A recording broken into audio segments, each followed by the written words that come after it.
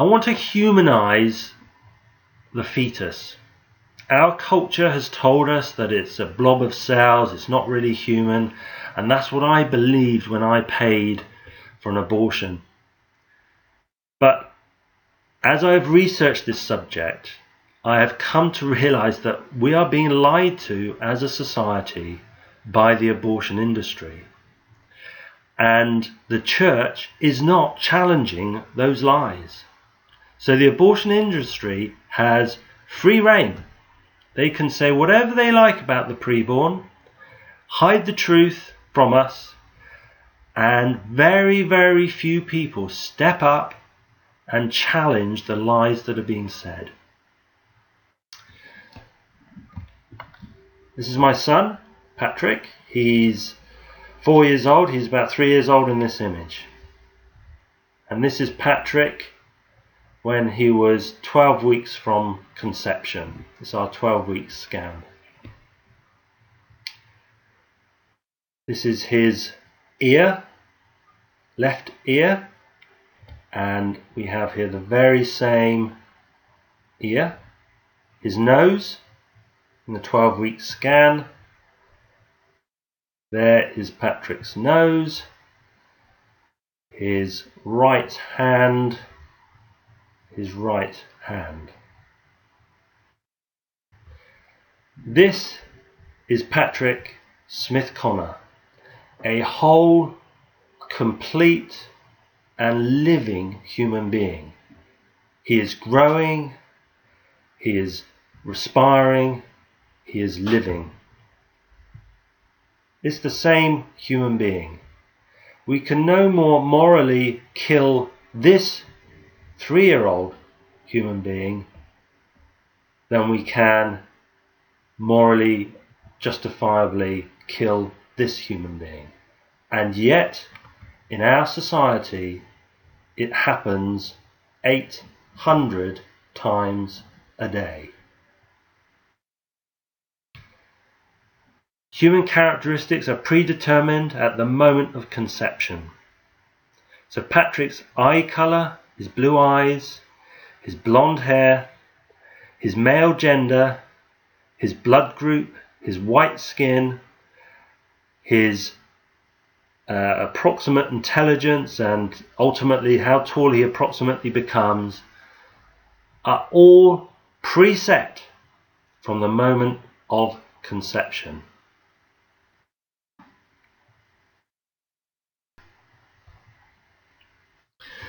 So the pro-life position is based upon the following synergism. It is wrong to kill an innocent human being. Now most people, I can't think of anyone really, other than perhaps a psychopath, who would disagree with that statement. Abortion kills an innocent human being. Now this is where the controversy comes, because pro-choice, pro-abortion people say that the preborn child is not a person. It's very difficult for them to deny that it's a human being, as we will talk about later, because that is simply flying in the face of scientific fact. But what people now do is that they say it is not a person. And therefore, as this is not a person, they do not have the rights of born human beings, the primary right being the right to life. All other rights are pivotal on the right to life. You know, for example, the right to religious freedom is completely irrelevant if you do not have the right to be alive in the first place. So the primary human right is a right to life. And pro-choice people, in order to sort of nullify that right to life, they have to dehumanize and depersonify the preborn child. Therefore, abortion is wrong. So since abortion kills an innocent human being, it is wrong. So the pro-choice argument denies the personhood of the unborn child. To be classified as a person, you have to fulfill certain criteria. We're going to go through those in a moment. And the pro-choice position changes a moral certainty. So the moral certainty that it is wrong to kill an innocent human being, everybody would agree with that pretty much, and turns it into a sliding scale of competing needs. So the classic thing is rape or incest or fetal abnormality. So they will throw these things in. Oh, by the way, only 2% of abortions are for these reasons, by the way. So if you find yourself in a conversation with a pro-choicer, what you could do, potentially, is you could say, well, let's say we allowed for these extreme cases of rape, incest, and fetal abnormality. Would you then allow us to ban 98% of the other abortions? Now, if that pro-choice person says, no, we still need to have the choice, then you can simply ask the question, then why are we talking about the 2%? Let's talk about the 98%. The other tactic as well to bear in mind with the changing of moral certainty to a sliding scale of competing needs.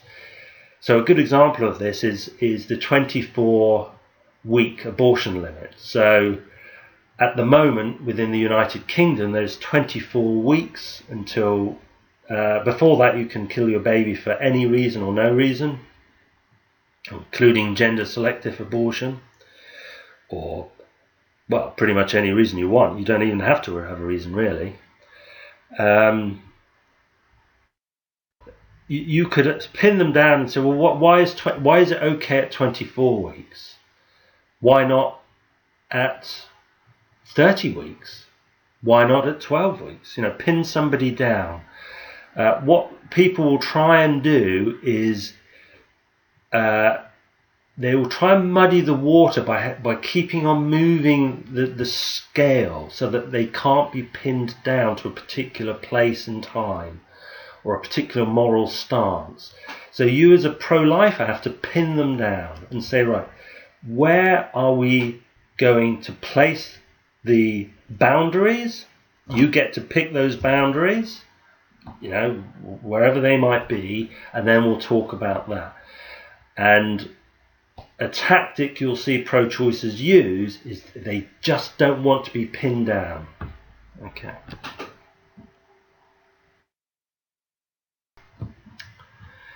Proving personhood, SLED. So the size of a human being in no way determines the value of that human being. The fact that a preborn human being at an early stage of development, at 8 weeks for example, is not much, bigger than a seed, or maybe the size of a kidney bean, in no way diminishes the value of that human being in the eyes of God. Now that might be a hard concept when they're the size of a kidney bean, but if we increase the size of that child to the size of a newborn baby of 6 pounds, for example, a small newborn baby, we don't say that newborn baby has less value than a toddler of 3 years old. We don't say that a 3-year-old toddler has less value than a fully grown adult. So why do we say that a newborn baby or a toddler has greater value than a preborn human being who is smaller? Size in no way determines value. Level of development. An adult is capable of reproduction, of intellectual thought, of a higher level of mathematics and thinking. To a child is far more developed than a child, but we don't say that you can kill a child because they are less developed. So why do we say that a fetus that is less developed than a newborn baby can be killed, but a newborn baby can't? Your level of development in no way changes your value in the eyes of God. Environment. A preborn human being lives within the womb, within the amniotic sac, floating around essentially in a bath of water.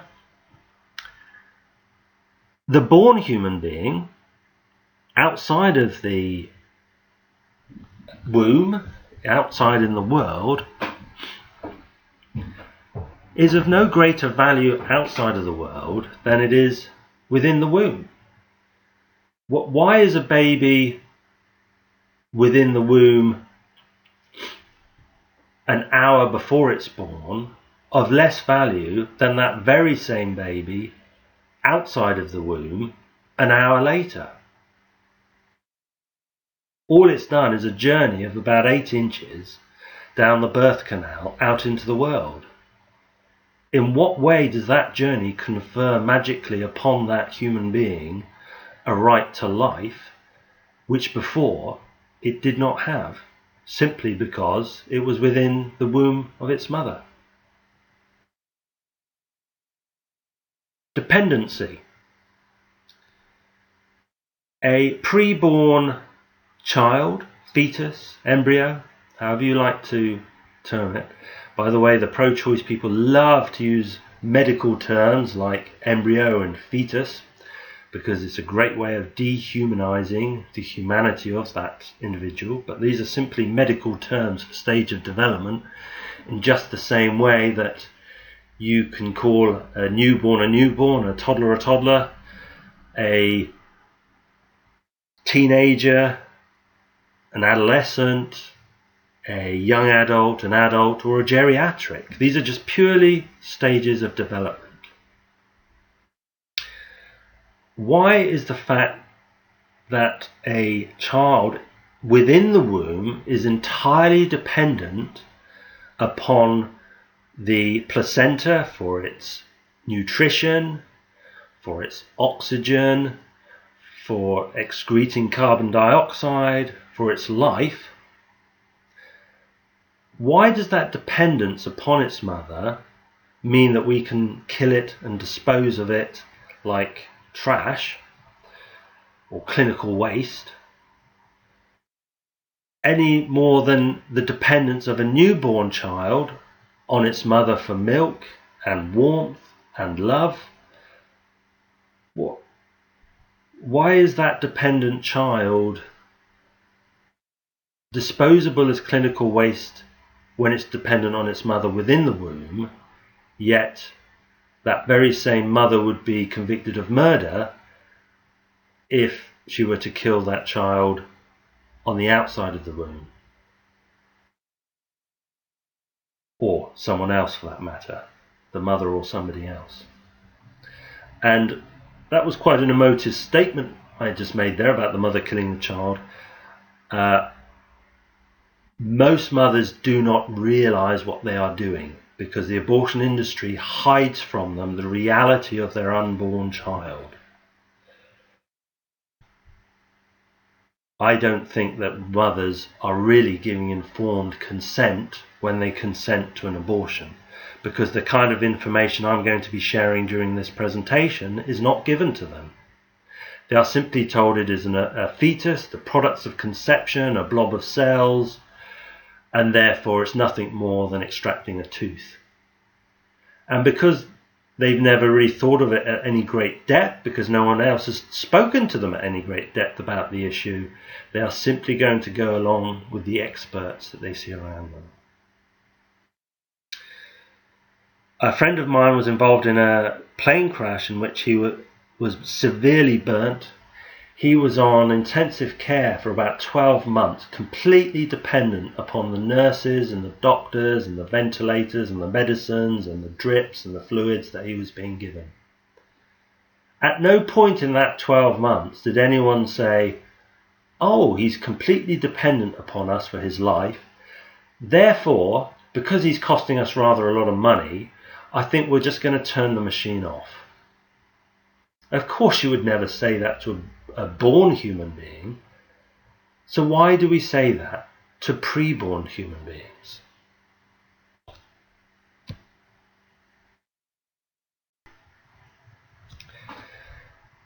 Warning, I am now going to be showing some images of aborted fetuses.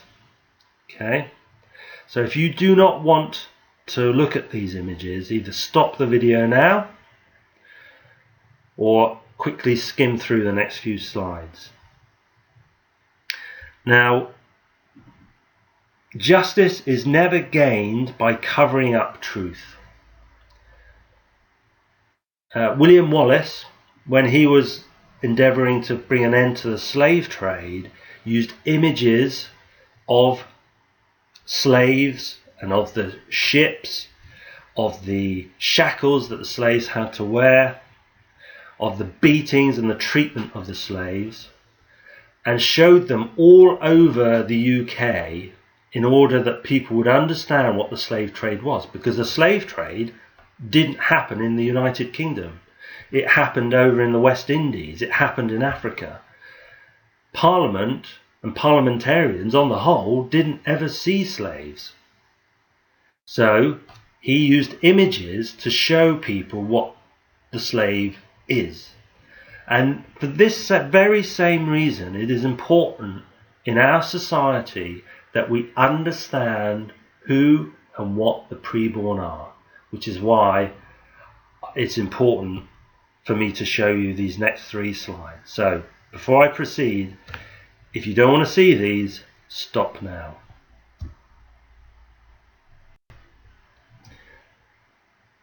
This is an 8-week fetus. Now, as I said earlier, I'm a physiotherapist. Now, this might not look as a whole much like a human being, but I can promise you this is very definitely a human being. This is the radius and the ulna, the carpal bones, and the fingers, the metacarpals of this child. This bone arrangement is distinctly human. If you look at a fetus of a horse, for example, at a similar stage, if you Google that, you'll see that the bones within its legs are nothing like this. Okay, the hoof of a horse is in fact a thumb, and the nail of your thumb is effectively the hoof. At this early stage, this is distinctly different from the fetus of any other animal. The feet, clearly a human foot, 5 little toes, spine, rib cage. Eye is already forming at this early stage at 8 weeks. And I think this must be the jaw.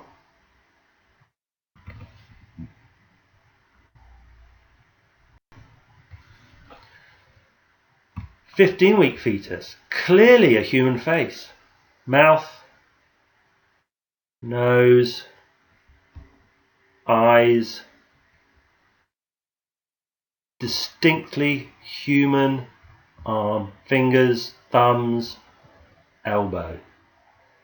Now I know these images are hard to look at, but look at them in a scientific sense, okay? Your initial revulsion at looking at these images, look at it scientifically and you can see this is distinctly and obviously a human baby. 22-week fetus. Abortion is legal in the United Kingdom up to 24 weeks. So this isn't even our time limit. So this child still had another 2 weeks before it had reached the time limit. At 22 weeks, this child had a 10% chance of survival. It's a slim chance of survival outside the womb, but it's still a chance. Now, this abortion looks like a partial birth abortion. So in my understanding, I'm not pretending to be a abortion doctor, but from my research, at this stage, the baby is injected, let me bring up the pointer, into the skull with digoxin, and this brings about a rapid heart attack, which kills the baby. And then, I presume with this particular abortion, because the baby's being effectively in one piece, the baby is delivered feet first, because it's feet first at this stage and it's very small, and the syringe is inserted into the back of the neck, up into the skull, and the contents of the skull, the brain, is sucked out. So the blackness here, I suspect that's what's happened here. The brain is sucked out through a syringe. In another form of abortion, what happens is injected into the skull, that kills the baby, and then it is pulled out piece by piece. So the clamp is put around the arm, that's ripped off and pulled out. The other arm ripped off and pulled out. The legs, pelvis.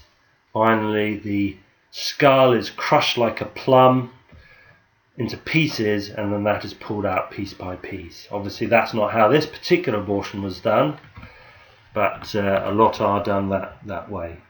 And this is entirely legal. Entirely legal. There was a recent case in the United Kingdom where a fox cub was fed to a group of hounds, and quite rightly the animal rights activists were up in uproar, and rightly so. That is a cruel and evil thing to do to a fox cub. It was ripped limb from limb, and the people that did that were punished. Yet in our society, this image is completely legal.